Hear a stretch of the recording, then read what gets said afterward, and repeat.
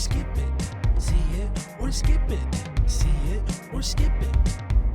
Welcome everyone to a new See It or Skip It, where we're going to be talking about Spinal Tap 2. They are back and they're turning it up to 11. Plus Downton Abbey is finishing up its trilogy with a grand finale. Plus we've got a new HBO Max series out. We're going to be talking about The Long Walk, so many other things. And I'm just here with Kent. Just us. You're just Kent. Is this just Kent? I'm just Kent. Is this okay, just the two of us? I think so, because there's a lot to talk about here. Yeah. The Demon Slayer movie, the Charlie Sheen documentary. But the first thing we need to talk about is The Long Walk. Absolutely. So this was a film that I saw last week. I think I saw it twice. Oh, already, okay. And both those times, it just kept getting better and better. And I was like, this really might be one of the best Stephen King adaptations I've seen. And now this week, we're in a situation in Utah where a very horrible incident has happened that so many people in the community have been affected by.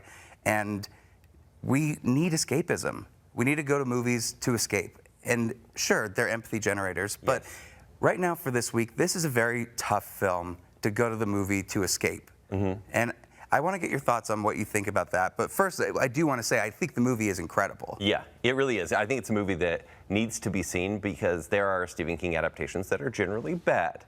This one strangely came out of nowhere for me. It's been in development for 10 years, and no one's dared to really touch it. And maybe, obviously, the timing is bad here. But when you hear that Stephen King wrote this when he was 18, it's like, do we want to adapt the 18-year-old Stephen King? Right, and they have made changes to the story itself, but it is an impressive movie. Should it be seen this week? Probably not. I do think there's maybe a little too many sensitivities. In fact, when I was watching this movie, it's quite violent. Should we go over the synopsis real quick? Yes, so this is a story that basically is a not so distant future, dystopian, 1984 type story where these 50 kids are tasked to walk as far as they can at a consistent speed of 3 miles an hour. If they fall below that 3 miles an hour pace, taken out of the competition. They get a warning. Yes. If they get a second warning, they are at risk of the third. Third warning is your final warning. Yes. And you can interpret that whatever you want. Yeah. In the movie, it is just nonstop showing the horrors of what they're doing in this, how speech is being taken away, how free thought is being taken away. And I think now anybody that's watching this is starting to kind of see why we're apprehensive to say, definitely go and check this out right now if you're in Utah. I would say it's a wait for it because it's definitely worth seeing still. But you're right, this week. The movie has, I don't know, it really does kind of resonate, obviously, but there's moments, even seeing this a week ago at this point, when there's violence in this movie, every time, and it's meant to be this way, it's meant to be ugly, right? It's never meant to be like, oh, it's an action movie, oh, it's a thriller. It's meant to be ugly and in your face. So I was going, oh. And now especially, it would hit twice as hard. And so I do think it's a wait for it. However, Cooper Hoffman is in this movie, David Johnson. They're the two essential leads, right? They are anchor characters because you have them and all these boys who you know are destined for not great things, but their camaraderie as they're walking and struggling and trying to stay awake and just going through this walk is kind of just great character building. Yes. Well, and it gives you the Stand By Me kind of vibe that Stephen King is known for. These two choose to do something different than any of the other boys that are out on this march. They decide to be brothers for it. Right. To be a friendship, to be a connected group to try to work through it together. And what this movie really does well is show trauma responses to each individual character and how they are reacting to the world they know now of just walking in a straight line. Everyone reacts to it differently. Me and Rebecca had the opportunity to actually do a panel after one of these, and we talked a lot about that, about how each individual person had their own strategy of how to make this work, how they could get to the end. Because at the end, you get a prize. You get your wish granted, plus tons of money. You're set for life. It's very much like Hunger Games. The director of the Hunger Games is the one who did this. Yeah. I think it's one of those where the more you hear the dialogue and the more you're sitting with these two main characters and seeing their bond grow over time, you start to realize that this is a brilliant character study about your willpower, what drives you to be able to push towards something? Is it just your own self, or do you need other people to help get you to that point? Exactly. I would equate this to The Mist. I don't know if you've ever seen The Mist movie. No. It's very depressing, but it has a lot to do with small group communication and how people deal with crisis situations. And in this movie, you have a cast of maybe 20 to 25 boys. And even though some only appear for a little bit, you still get a little bit of depth. And it's so surprising to see this in a movie that's under 2 hours. Yep. And Mark Hamill, you might not know it's him, but the minute you do know it's him, you're like, wow, I'm shocked by this. Right. He has a lot of his dialogue is very Stephen King-esque, and maybe not the kind of Stephen King that people really enjoy when they're reading the books. Yeah. Rebecca said, I'm just going to keep bringing her into this. Sure. That this was a great movie because it avoided all the Stephen King-isms that he is known for. Yes. And I think that's fascinating because they do change the ending from the yes. book. And I think the more I sat with that, at first I wasn't totally on board with it, but the more I sat with it and thought about it, it actually became more brilliant, in my opinion. This is a movie that anybody could go and see. I'm not going to say you should see it right now. I think everybody needs to look out for their mental health, especially in Utah. But if you have heard us talking about this and are at all interested in it, it might be one of the best Stephen King adaptations you're going to see. Ken? Strangely, yes, I totally agree. Wait just a little bit. Give yourself some time. The violence here is quite ugly, but the performances are amazing. The character work is amazing. Well, and that's our review of that. So let us know what you think. And let's jump into a little bit more of a classy Downton Abbey scene. This is such a strange week, right? There's such a diverse amount of movies. We're going to obviously talk about them, but jumping right into Downton Abbey, it's the grand finale. Yes, there have been 2 other movies. I did not realize that there were 2 other movies. I know there had been a show for a very long time. Have you seen the show? I've seen enough of the first season to have a good idea of it. And I started the first movie, but you know, when you work in news, crazy things happen and you got to move to other things. But this is a very warm, cozy movie. Yeah. This is a movie, and they're going, I'm going to say this a few times on the show, this is a movie for the fans. This is a movie for no one else, but fans, it's like, here's a nice little warm dish for you. I've only seen maybe 2 to 3 seasons of the TV show, and then I stopped because I kind of sat there and I went, every episode is pretty slow. Maybe this isn't my cup of tea. Maybe, right? This is, every episode leads to a nice fancy dinner where they talk about etiquette. And I was like, it's not really for me. And then I skipped the first 2 movies as well. I was like, I'm all right. But because I knew we'd be reviewing, I'm like, let's see if the grand finale can stand on its own as a film, and can I enjoy it? And I will say, like, having an established base with some of the characters in the show, it was nice to see all the arcs wrap up. Was I there for any of the in-between? No. But you can still tell what's happened to them. It feels like what could happen with a Community movie, where like we've sat with these characters for so long, and we've grown to love these characters and all of their dynamics. Now we have time to give you this big cinematic scaled story, but wrap up the characters in a way that gives justice to the fans. This theater was actually the most packed theater that I had gone to of the watches for this week. Wow. Lots of people were very interested in this movie, and they're laughing through the whole thing. I think the humor, it's all very innocent, playful humor. Innocent, playful this. It's like, I'm bothered by this. And that's like, very polite. Bates is bothered, you know. But it is beautiful. The cinematography in this is incredible. And the way that they shoot this mansion, which, by the way, we've seen it in every single thing ever. Welcome X-Men Mansion, welcome Wayne Manor, whichever James Bond villain was in there at one point. I'm sure there's an Airbnb for it. I love returning to it, and I think they do a lot with this and making it feel like it's its own character. It's a little strange, and I think fans of the show will really appreciate what happens here because there's not a lot of tension, right? There's even a villainous character revealed at some point. And you're like, oh, this is going to unfold, and it's going to be very dramatic, and by the end, I'm really going to care. And then they kind of just approach him and say, I know what you're doing, please stop. And he stops. Aww. And I was like, this movie's so polite. Like, it stopped charming me. You know, is it slow? Is it boring?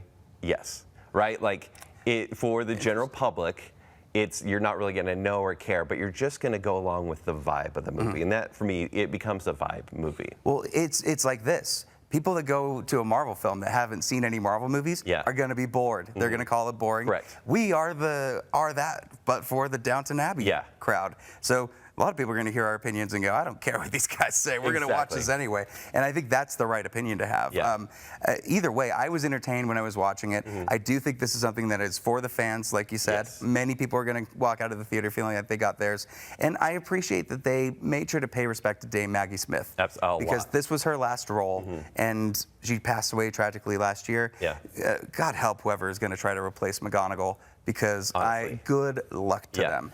I love that they were still paying tribute to her. Does this feel like a final movie? Does this feel like a way to wrap up the entire franchise? I have no way to answer that. Yeah, exactly right. Or could it continue? Because I feel like it could continue, right? Anything could continue. I mean, you do see Lady Mary, and this story is more about her and the progression of the time, right? Maybe seen as a pariah, but accepting the manner. And and honestly, just like the show, this ends in a fancy dinner. Yep. Right? I was like, oh, there it is. Well, so and when delightful. you pass the torch on in a movie, there is that potential for it to be a spin-off or be a continuation. Yeah. Whether they do that or not, I mean, they teed it up for The Dark Knight Rises, and that didn't really happen. Sure. So we'll see how people respond to this film. Yeah. And if it ends up making a lot of money, I guarantee you we're going to be getting something else. Yeah.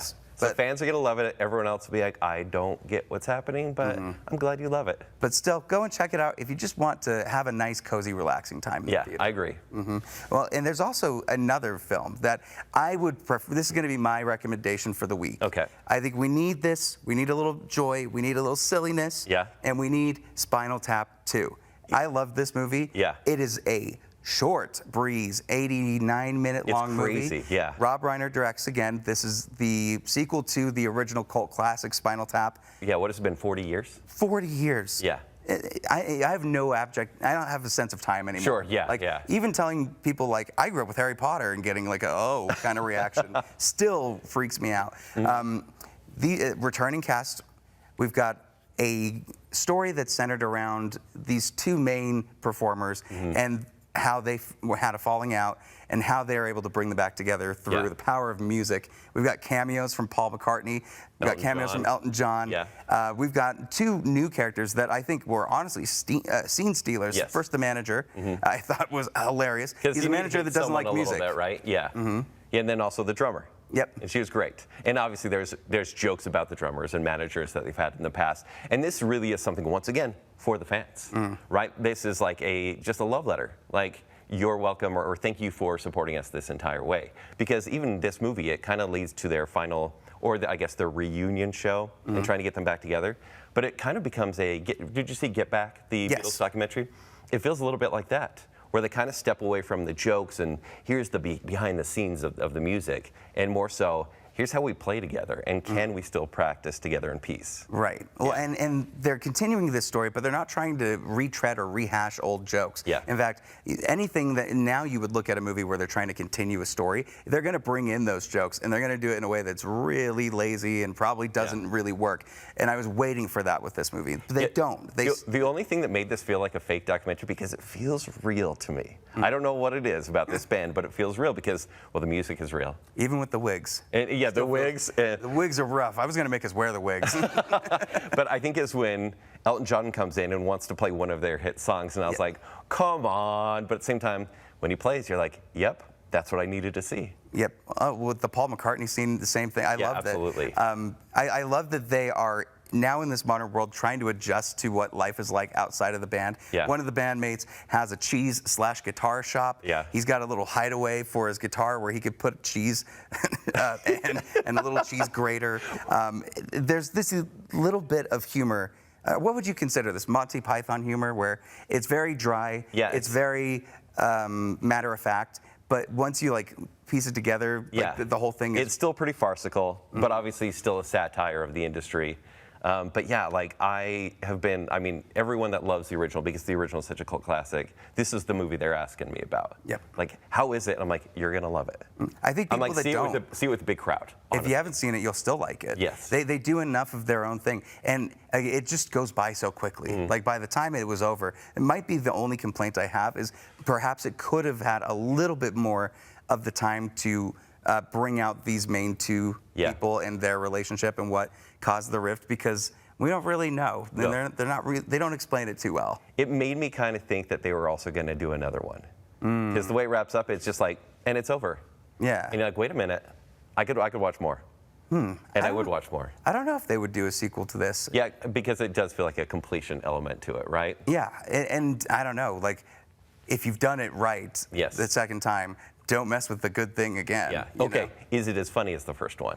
I think that's always a tough one because the iconic stuff, like, catches you how so do you off how do you guard. measure time of something being so consistently good Yeah. versus a new thing? Right. I think time is going to be able to test that. Yeah. Not necessarily what we think right now. Yeah, and that's why I'd say see this movie in the theater, see it with a big crowd. Mm-hmm. And I'm so glad this isn't just a streaming release, right?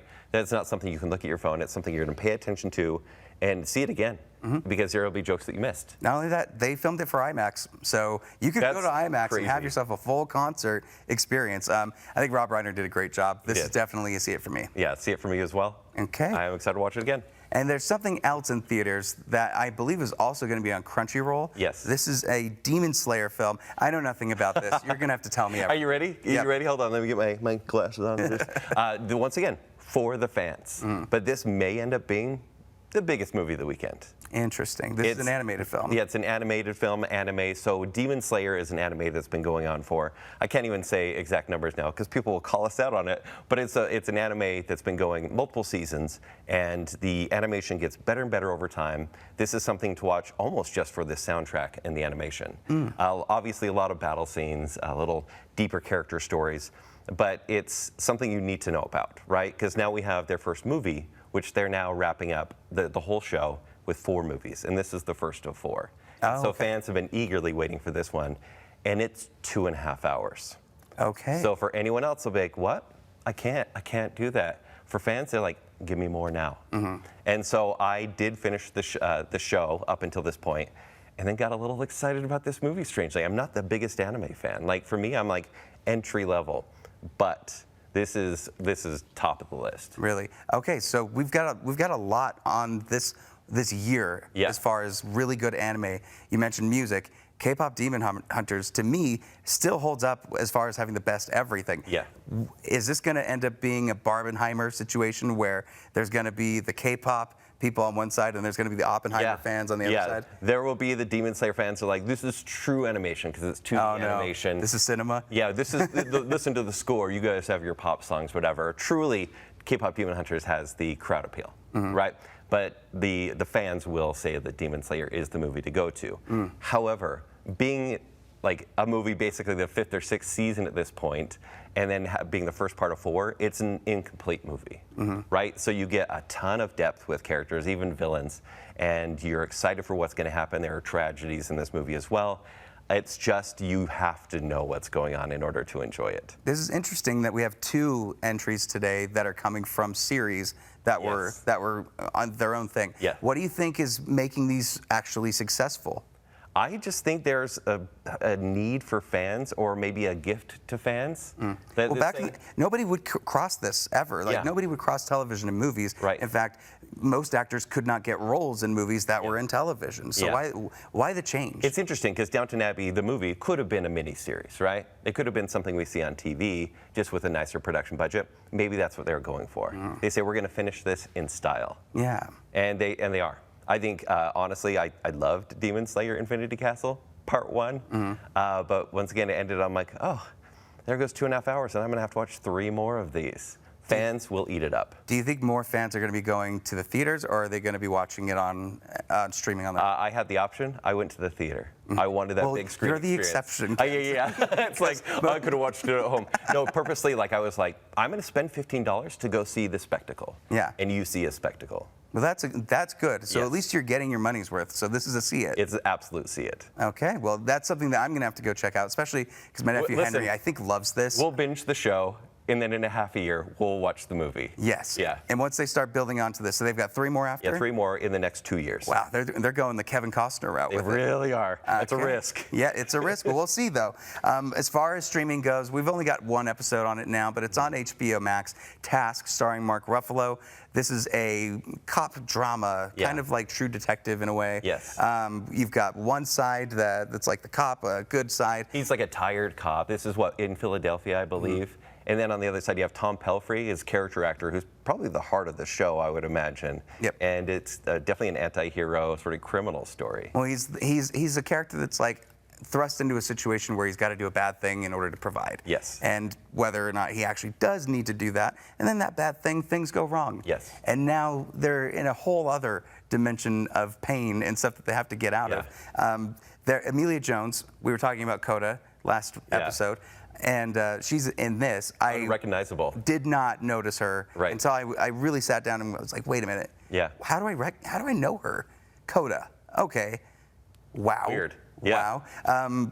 There's not much to say other than it is a very interesting premise, and I'm sold at least to continue watching it, but I can't say if it's going to be great or not. We'll see. Yeah, kind of like these. We always kind of say, wait, like we'll wait on it. This is definitely, I feel like HBO has its own genre of show, right? You're like, it's the cop show that they're depressed, but eventually everything's going to wrap up, and it's going to be a great miniseries, and it's going to be dark and good. And it's from the creator of Mayor of Easttown, so if you like that series, you're definitely going to have a good time with this. Yeah. And Mark Ruffalo, he continues to prove that he is a character actor more than just the Hulk. He started with Zodiac. I'd rather him never do anything like the Hulk because this is his lane. I believe. Yeah, this is his wheelhouse. Yeah. Now maybe don't go too far like Mickey 17. Sure. But what you have here, like him just going back into that. I am now a cop doing something, gave Zodiac vibes so much to me where I'm like, I will watch this no matter what ends up happening here. So it's a see it for me. See it for you? It's a see it. I'm going to watch every single week. Awesome. Yeah. Now, there's one documentary that came out this week. It's called AKA Charlie Sheen. Yes. This is a 2-part documentary that talks about the rise, fall, rise again, fall again, however many times. We've seen him in the movies. We've seen him in every bit of controversy. Now we're seeing him explain himself. He's now 5 years sober. He feels he's changed, and this documentary explores him accepting the things that he did and embracing the possibility of where he could be going. Let me ask you this. Were you trepidatious to watch this one? I just didn't think I'd be sold at the end of the day. That was me too. And I don't think I was. I think at the end of the day, Charlie Sheen also owns up to the mistakes that he's made. But whether or not, like, you can move past some of the more egregious stuff, that's up to each and every other person's individual belief system. And I think he accepts that too. Yeah. So we can only wait. I looked at this and I went, wow, 2 episodes, each are an hour and a half. I'm like, ugh, I don't care, because we all got burned out, 10, 15 years ago with the whole I'm winning. Tiger's blood. But then it turns out he might actually have tiger's blood. Yeah, That was the funniest thing. Like, we have people coming in for these interviews, Denise Richards, John Cryer, who worked the Two and a Half Men. Billy Estevez. And they all kind of are like, yeah, dude has some biological differences than most people. So, yeah, and so when I started, I said, here we go. But what sold me, and I think maybe the only reason to watch, is the production value that goes into this. It's almost filmed like kind of like an old school MTV VH1 sort of special, where it cuts, the character's voiceover at the right time, you home videos. I think it's Netflix putting in way more effort into this documentary than I've seen recently. You know, especially compared to like Fit for TV, the Biggest Loser one, where it felt like kind of rote. It was a kind of a standard documentary. This one had style to it. Yes. And obviously it needs to, because it's about Charlie Sheen and his upbringing and the crazy parties. But it had my attention, even though the whole second act of this is everything we saw with all of his CBS drama. I went, I've seen it before, but also explain yourself. Yep. Well, and really, like, he was one of the first Nepo babies to, like, really push that limit. And hearing, like, when nothing would ever be a consequence to me, I felt like I could get away with anything. Yeah. And that was the problem with Charlie Sheen. And that's, I think, the real story of Charlie Sheen is he knew that he was destined for stardom early on, and then got in over his head and never got back, right? And I think the real success of maybe him, and you see this in the documentary, is the fact that he's sober. Is he normal? No. But is he sober? Yeah, and that's good. And I think while watching this, and I mean, it's his story, right? It's not really a spoiler, but it's the success of where he's at now. Yes. They keep talking about, throughout his life, I'm going to be sober, I'm going to be sober. And now him being 5 years sober, you almost don't believe him because of his history, but at the same time, you have to celebrate where he's at. Yes. Right? Maybe the relationships he's been able to reform since then, even though he's burned almost every bridge in his life. So, I mean, it's a guy with all the potential in the world that did blow it. Yep. But now, he still has been very successful, but now here we got I would say an impressive documentary, but maybe not one that everyone will want to watch. Well, and I hate to be a pessimist about this, because I don't want to say, like, oh, well, this is only for him to prop up his career, so now there's going to be a comeback. Yes. And now he'll be back into roles. To me, like more than anything, this is a story about how recovery is not a straight line. There's going to be so many times where you're going to fail. You're going to fail a lot. There's going to be people that you disappoint. But if you stay on at least a path of knowing that you can try to recover, that there can be forgiveness, that's a theme that every person hopes that they can have, especially if they're going through any type of addiction and are hoping to get out of it. Charlie Sheen could probably be an inspiration in that sense. Yeah. I do worry that it's a way to get him back into Hollywood, start doing more TV shows, and that worries me, especially because he most of the time was talking about how that was the trigger. Yeah, when success So why came. go back to that? Yes, that would be exactly. the question that I'd have. They didn't really answer that. You kind of just want to see him be a grandpa at this point. Yeah, well, he definitely should be a grandpa at this point. Like, start, being present. Let his hair go gray. It's fine, Well, with this, do you think that it's going to be something that anybody can go check out, or is this one like while you're just doing your laundry? You have to be curious in the tabloid era of celebrity. I think you, having lived through it, and you go, I'd like to see a little behind the scenes of what happened with Heidi Fleiss and all that kind of stuff. I'm curious about that.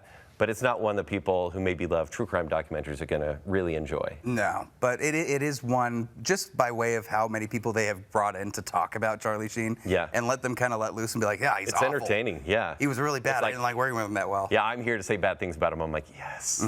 Well, I think it's a see it. I think you think it's It's a see it for the production value alone. It's very well put together. Yep. Well, make sure that you guys check out all of these movies that we were talking about. Thank you again, Kent, so much for coming on the show. Tell people where they can find you. You can find me at ShowtimeShowdown.com for my written reviews and the Bake and Sell podcast. Yep, and make sure that you scan this QR code right in the screen here. That'll take you to all of our social media where you can follow our Instagram, our YouTube, all of the stuff. There's extra videos that always go up on there, so I definitely hope that you do. Thank you again so much as always for watching. Everyone stay safe out there. Here's a sneak peek of what we're going to be talking about next week. Sacrifice!